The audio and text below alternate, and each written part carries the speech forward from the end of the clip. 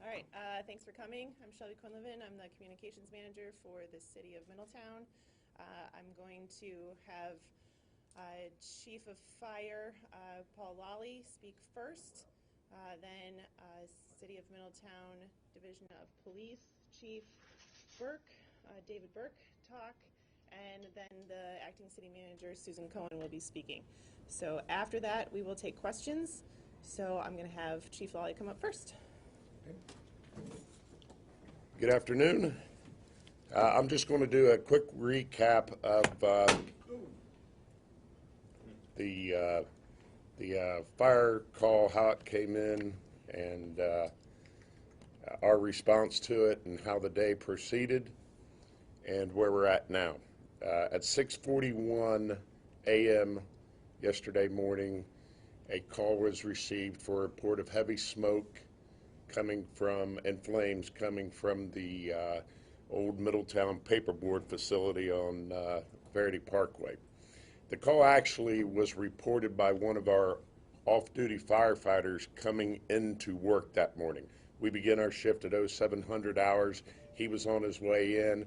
He saw smoke in the area, came further up Verity Parkway, and an individual on a bicycle flagged him down and said this building was on fire. So he quickly called dispatch, and the crews were dispatched. And upon arrival, the first size up indicated that there was heavy smoke, heavy flames issuing from the north end of the facility, and the shift commander who got on the scene immediately called for what we call a defensive attack strategy. We have a history with this building. We know that building is under various states of collapse, and therefore we felt that it wasn't at that point, until we got more information, it wasn't worth risking firefighters' lives to make offensive entry into the building.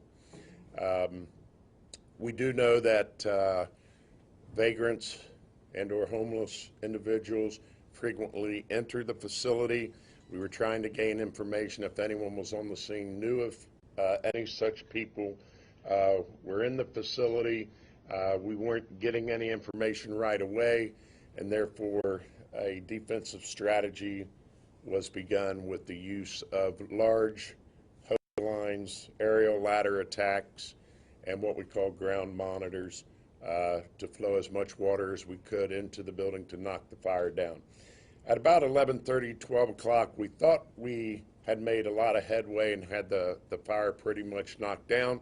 However, a large section of the building where the roof collapsed all the way down into the basement opened up, and a large amount of, we'll call it fuel, it's wood, roof products, heavy timber, ignited, and sometime afternoon caused about a 4 or 5 hour heavy firefight between our crews on the scene and attempting to overcome the second large fire we had there since 7 a.m. that morning.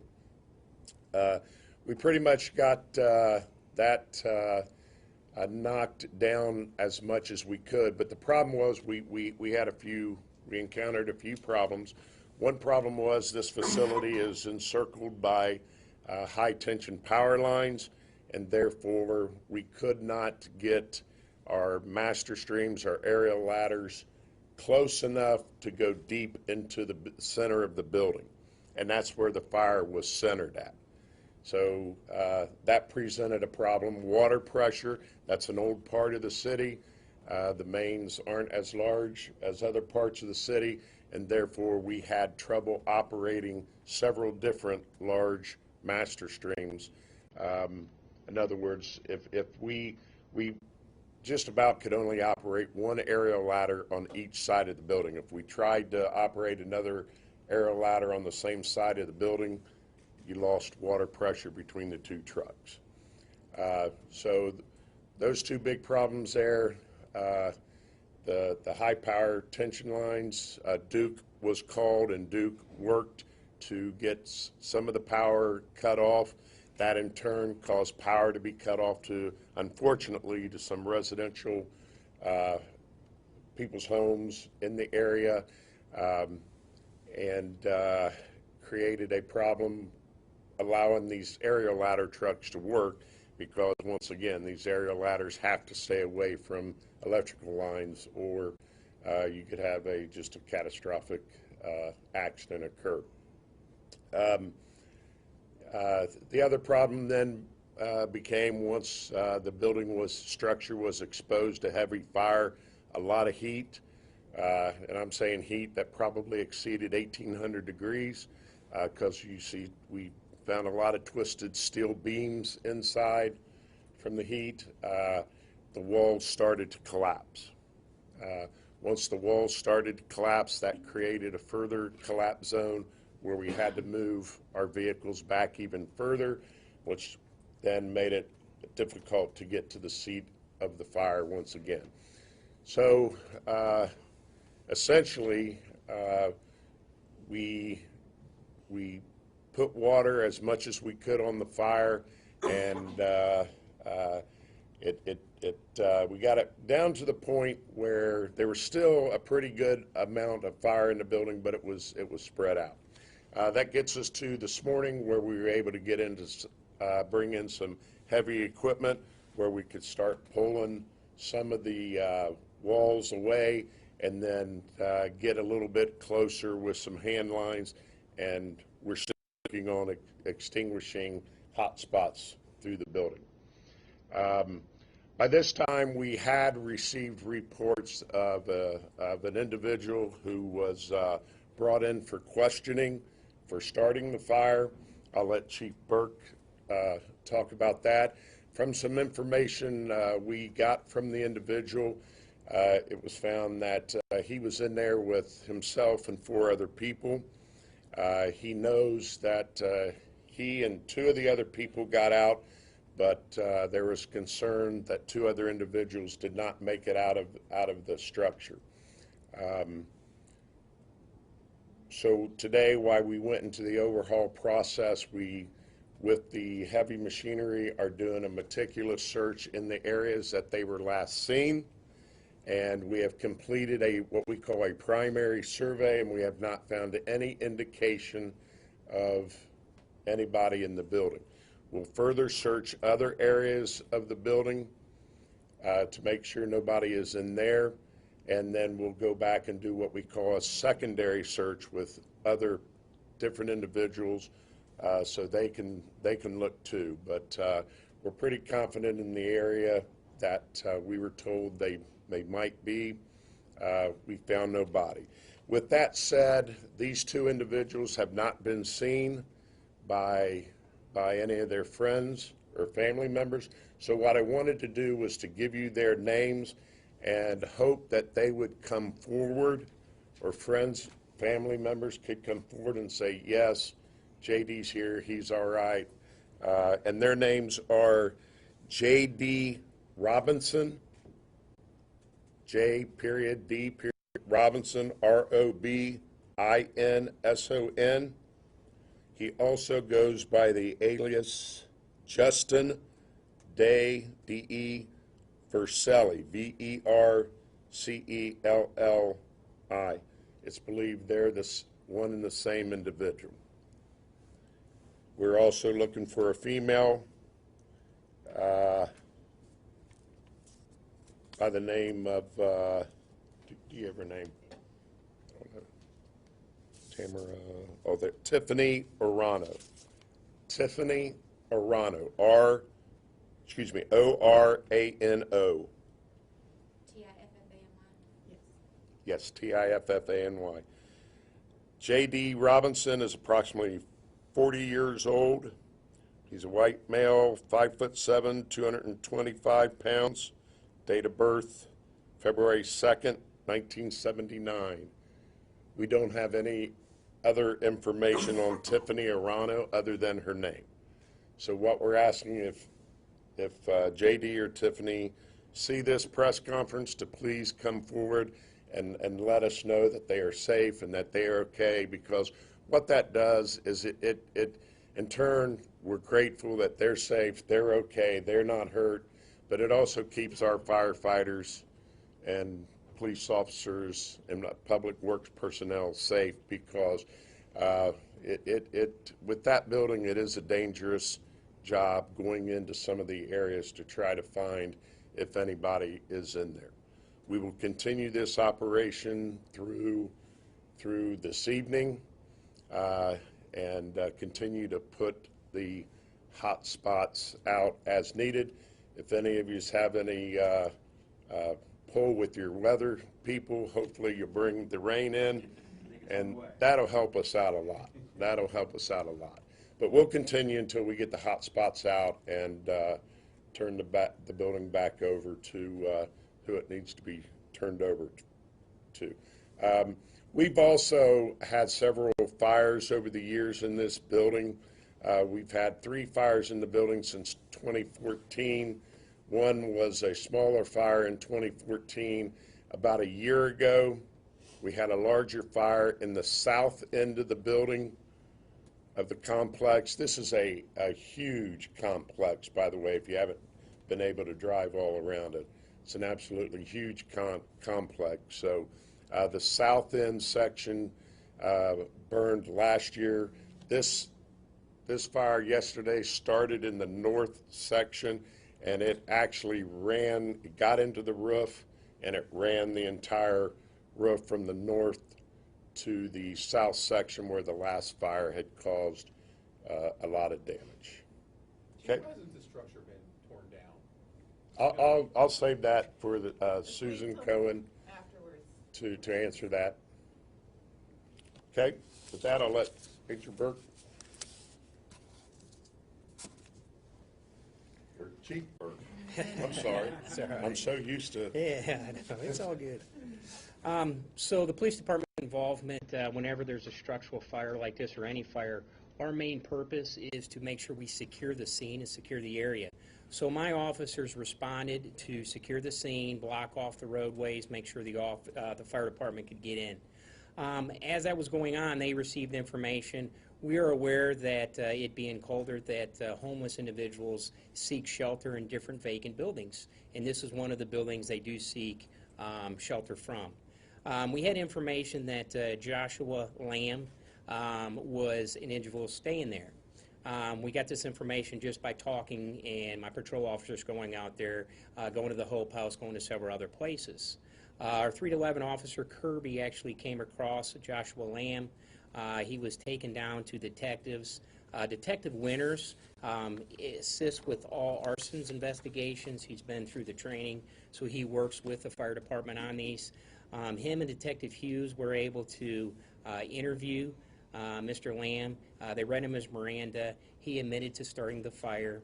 He said he was in there just to stay warm. He had a fire. He left to get more firewood, and when he came back, his bedding was on fire and several other things were on fire. He fled. He had some other warrants. Our detectives contacted the prosecutor's office and referenced charges.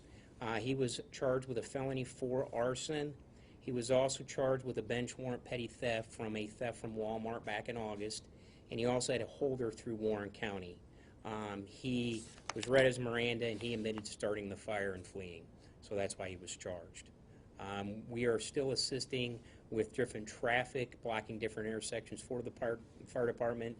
Verity will be shut down, most likely for the next few days, just until they can get all the demo done and make sure the fire's out and secure. I will turn it over to... Can you answer any questions? I will hear in a Take some questions So after. all the questions are going to be at the end? Yes, correct. Yep. That way I don't ask again. Have a seat, sir. Thank you all for being here. I'm sorry it is for this type of an occasion. Before getting started, I do want to thank all of our first responders that have been tirelessly working on this scene for the past day and a half. As you heard Chief Lawley describe, it sounds like terrible conditions with the temperature and the structural integrity questions of the building. And I want to commend all the work that they've done both from the city of Middletown, as well as I believe we've had some partner agencies out there helping us to respond to the fire. Also, Chief Burke mentioned that there was some barricades up and roads that are closed down. We have had a few reports of parties and unmentioned news sources going past the blockades. So we would ask that you respect the blockages that have been set up for your safety as well as those of the first responders. There were some questions posed earlier about the status of this building, and I wanted to help clean up some of those questions. The facility in question is actually 61 legal parcels. That'll give you an idea of how big it actually is. We commonly refer to it as the Middletown Paperboard site. It was most recently owned by a BP Logan LLC that is based in Boston. To the best of our knowledge, that company effectively abandoned the building, has not been in that facility for years. Butler County started a tax foreclosure process on all of the 61 parcels in October of 2018. Because of service issues and the methodical nature of the legal process, that foreclosure did not conclude until December of 2019. So the building and all of the facilities were under that tax foreclosure proceeding until the very end of December. The city has not had any ownership of this facility, but now we are speaking with the Butler County Land Reutilization Corporation about potentially gaining control so that we can make sure that it is safe, and if there is an opportunity for redevelopment, that we're able to do that at this time. But up to this point in time, the city has had no ownership interest in the building. One of the problems we're running into is that this is an abandoned facility. It has been abandoned for years. Middletown is now dealing with this tragedy, but we are not unlike many cities in Ohio. I think if you go to many municipalities, you're going to see that there are these types of facilities in many cities where it's been abandoned and now blighted. One of the issues I'd ask people to consider today is trying to get the state to provide some assistance for cities to help address these concerns. Currently, there is House Bill 252, which is in committee at the state legislature, which would provide funding to state land banks to help address commercially blighted buildings like this. With some assistance, we would be able to help take this building down more effectively and get it addressed for the citizens of this community. Our interest in this has always been and will always be protecting the citizens of this community, and anything we can do to get that done, we're going to do. That's all I have. All right, so questions, we can take them now, and anybody can answer them. I'm Courtney Francisco with Channel 9, and I just wanted to know what is being done to search for any possible people in there. Okay, and that's what I was referring to earlier when I stated that one of the first things we're doing is what is called a primary search, where this is a little different. A primary search essentially is what we do initially on a house fire or a structure fire, where certain individuals, that's their job to go in and do a primary search to make sure there's nobody in the building. These unoccupied, abandoned buildings present problems in that area to fire departments. First of all, because of the danger of the building, we risk little to save little, we risk a lot to save a lot. So here we are presented with how many firefighters are we going to put in danger when we know that there's sections of this structure that have collapsed, will collapse. And so a decision was made early on that we were going defensive and try to get information if we knew there was any people in there. Since that, this morning, when we were able to get the heavy equipment in there to start pulling back some of the debris, the twisted steel columns, the walls, the bricks, they're just not going in and scooping. They're being very meticulous as we have people there who will go into the area with investigative tools to see if they find any remains of somebody who might be in there. At what point do you bring in cadaver dogs? Well, and that's a great question because we discussed that, but the problem is it's the ground, it's just too hot for the cadaver dog's feet.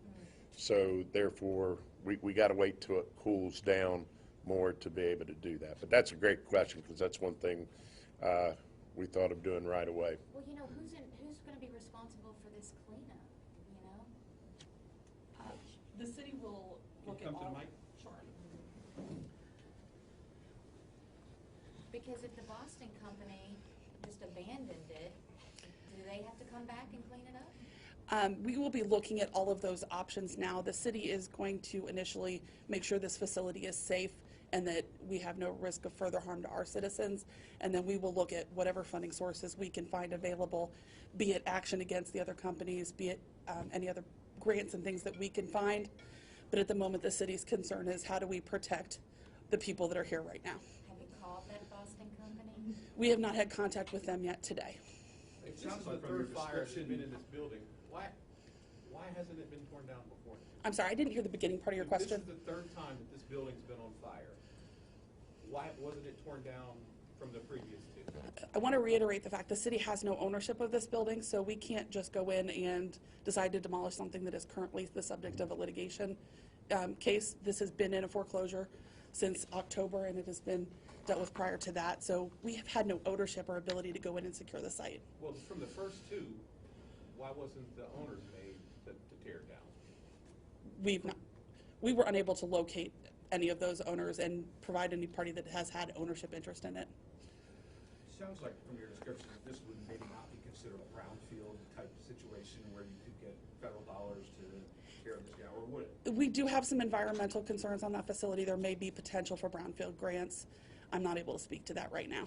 So basically, should we say who owns the building? I mean, do we know who owns it? At the moment, it is in the process of being forfeited to the state of Ohio. In the state foreclosure laws, it is foreclosed upon in the county courts. They have 2 attempts to sheriff sale the property. This property went up for sheriff sale twice in November. It did not have a buyer at that time. It is a legal process at that point that once there are no purchasers at sheriff sale, it be forfeited to the state of Ohio. There was a order put on record at the Butler County Auditor's Office December the 19th ordering that forfeiture. So it is somewhere in that process. So the state of Ohio will eventually own it? Yes. And then it's up to the state to clean? The state can have some obligation there. The Butler County Land Bank also can help secure that property for the city if we decide to move that way. We know that the 4 people or 5 people were in one area of the building, but I know it's a very large building. Is there any reason to believe the homeless population kind of set up in other parts of the building, or is it primarily in that one Well, area? we only know that because that's the information we got from Mr. Lamb, that they were in the same area. It's unsure if they were on the second floor or the first floor, actually. But we do know, yes, in other areas of the facility, people have got into those areas and stayed there for a little bit.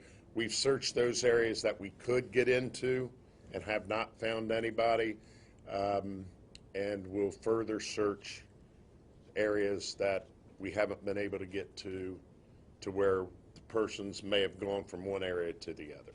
But the last area they were seen in, we're confident through the primary search that there was nobody in there. Was Mr. Lamb able to say, once he came back, did everybody leave, or he just not sure, or? That's Chief Burke. My understanding through the interviews with detectives, he said he was in there with four other people, and he knows of 2 that were able to get out when he fled. He said he fled because he had warrants, but he knows of 2, so that's why we were right now searching for 2 individuals, and I believe Chief Lally gave you the information on that. But yeah, he was unaware with the smoke and everything if the other 2 were able to make it out at that point. Have you had a chance to talk to the 2 that did get out besides Mr. Lamb? Yes, I believe they did talk to several people that were there.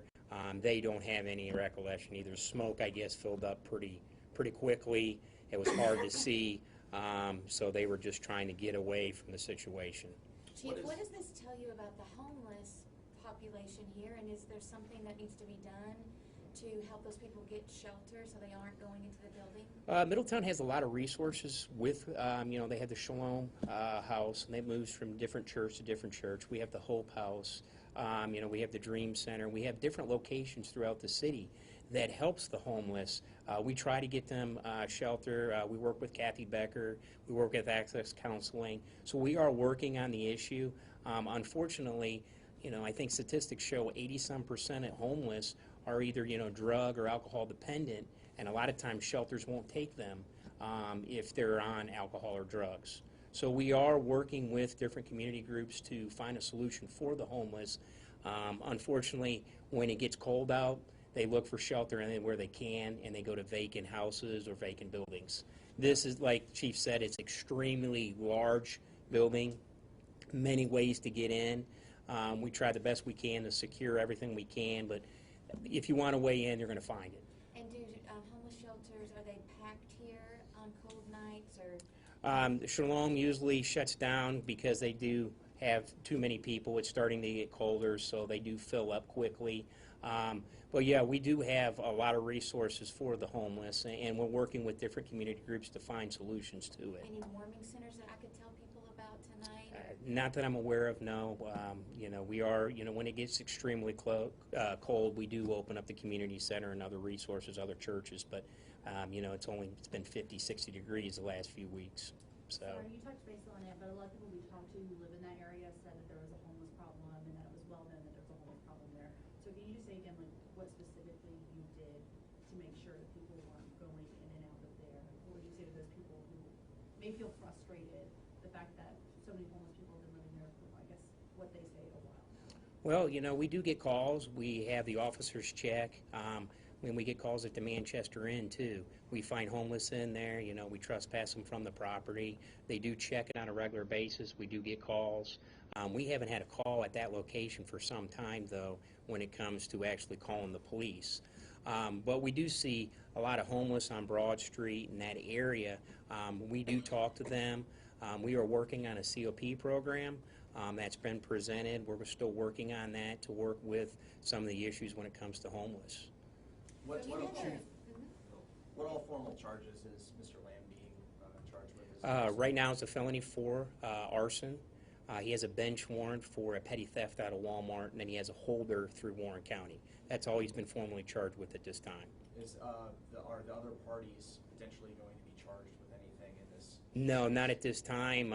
During the interview, he said he started the fire. He was trying to keep warm. He went to get more firewood. He admitted to starting the fire. So at this time, nobody else is being looked at for that. Ed? Chief, you had been working in the last few months. There have been some issues crop up among merchants and stuff. And I know Middletown Police has been working, had a couple little task forces, if you will, just running down, what the homeless population was, where they're staying. Had you guys gone to the paperwork building to search it just to make sure there's nobody there? I would have to check with the detectives that were assigned that. Brooke McDonald was the detective assigned. We went to several city. We went to several locations. We had about 15 camps that homeless were staying at, everywhere from Commerce Road to, Broad Street. So we have looked into it. We are trying to come up with a plan. Unfortunately, we're not the only city that has a homeless issue. So we are working on solutions to that, but, we don't have an answer for that right now. Where did he start the initial fire? Was it on the second floor, on the first floor? That would have to be something the chief would, I don't know. That we're not sure of at this point.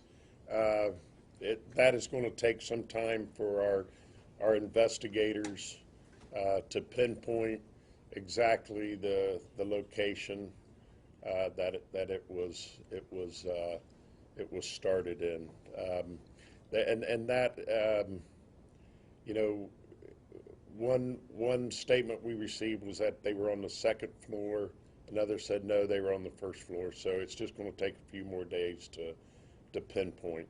The other thing about this is also I know it's going to be an inconvenience for Route 4 Verity Parkway to be closed down. We're going to try to get it opened up as quick as possible.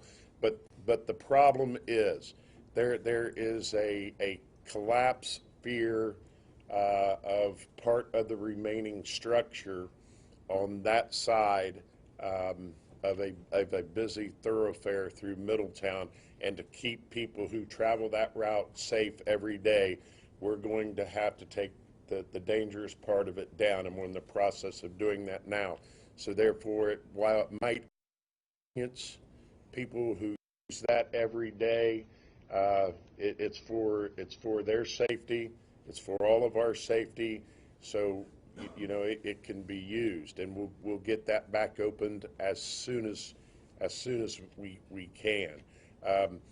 On the other side, the Park Street side, smaller street, but those walls on that side are going to have to be pushed in also. But that's a less traveled residential street, and it just doesn't have the traffic that Route 4 Verity Parkway does. So we ask people to please be patient with us. Our intent is to keep people who travel that route safe every day.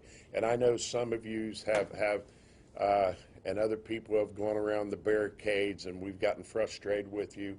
I apologize if we've gotten frustrated with you for going around the barricades, but folks, it's a safety issue. We had one motorist drive over a fire hose last night, and it busted the fire hose. That puts our firefighters who are of the at great risk, and you know, so that's why we kind of get a little bit angry when that happens. But we all want to go home at the end of the day. We want you guys to be able to go home, and the citizens of Middletown to go home safe at the end of the day, and certainly our firefighters. And I also want to say thank you very much to the American Red Cross, who provided a canteen service for our firefighters, police officer, public works personnel. They did an absolute wonderful job in assisting us all day yesterday and through the night until about 3 in the morning. And we also had citizens of Middletown, drive up and drop water, pop off, and that was greatly appreciated. So, Chief, where the excavator is now, when we left, is there a basement? Is that why it came? The excavator? Oh, you're talking the backhoe. Is there a basement? Is that why it didn't go Well, all the way in? Or? There is a basement, not exactly where it was pulling stuff away, but just behind that area, there is a basement. Is there a cost estimate on how much damage is done? No, because I'm not really sure what the total estimate of value of that building is. So that's a good question. I don't have an answer for that. I don't know if we have a great answer. I think it's fair to say that it's been catastrophic loss to the building. Yeah. I can tell you that the initial excavation work, we've had an estimate come in at approximately $100,000 in order to be able to move enough to secure the site, as well as get the firefighters in there safely to put out the hot spots and survey for any human remains that may be in there. Any chance Task Force 1's going to be called to? I'm sorry, what's Any that? chance Task Force 1 would be called to? No.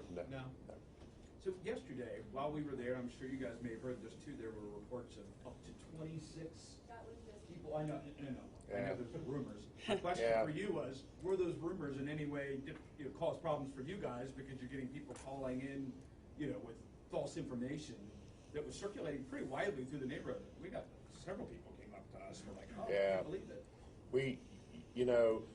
We try to interview as many people around the area as possible who know who may be there. We look for signs of who may be there. Nothing indicated that there was a lot of people there. That's just where social media takes off, and you got to be careful, and you gotta look at what you present them with and look at the facts as you can. We pray to God that there wasn't many people in there. Two questions for the city. Are you all considering any type of ordinance or something to have, I know Hamilton is doing some sort of registry where it's an unoccupied commercial structure. The owner has to register with the city just so that fire and police a low-risk situation, we're not gonna bother with, or not bother with, but you get what I'm saying? Yes, absolutely. Is Hamilton considering anything like, or Middletown considering anything like that? Middletown actually passed in mid-year of 2018, and I apologize, I don't have the exact date, actually a registration requirement for our unoccupied buildings in our central business district where we have a lot of older buildings. Go back to council now and ask whether they want us to consider expanding that to the rest of the city, but we do have that in place for our central business district. Is there any type of fine or anything associated with that for property owners that maybe don't keep up their property? There is a schedule of fines. If you'd like it, we'd be happy to get it to you. I don't want to speak to it off the top of my head. Okay, second question for you. It sounds like the folks who live in this area are going to be dealing with this kind of rubble for years to come, just based on the cost. Any idea how long, I mean, it'll be before that can get cleared up so it's not just a pile of burnt debris? Yeah. We are going to work as quickly as possible, but let's be honest, this type of project does take time, particularly when you're looking at potential environmental remediation that needs to be done. But we are sensitive to the fact that nobody wants to be looking at this, and as long as it is a pile of rubble, there are continued safety concerns. I believe a young lady asked earlier about attempts to secure the facility. We have tried to board up to the best of our ability as well as put fencing around this property, but it was continually damaged. And so we are cognizant to the fact that we need to get this taken care of as soon as possible, but I don't have any estimates because there are so many unknown factors at this time. Either chief, do we know how long Mr. Lamb had been staying in the building? You mentioned he had bedding and stuff there. Was it like a one-night drop-in, or he hadn't been there for a while? We've been working with the homeless, since probably summertime, and they kind of location. He says that that's his main place to stay, so I don't have actual length of time he was there for a week, 2 weeks, anything like that, but he says that's where he was staying. So was he burning just the ground, or did he have? He had like a little fire pit that he was trying to make, and he wanted to keep it going, so that's when he went out to collect some more firewood, and when he came back, some of his bedding and other stuff caught on fire. They've used shopping carts. They'll get shopping carts and use them as grills and things to burn in. So they got the open bottom and you get airflow through. Thanks, guys. Thank you. I did just want to add that we want to thank the mutual aid fire departments that came and assisted yesterday, Liberty Township, Monroe, and Franklin. We have a great neighboring relationship with the other fire departments, and we thank them for all of their help yesterday. So obviously we will keep you guys updated if there is any further developments, but thank you for coming.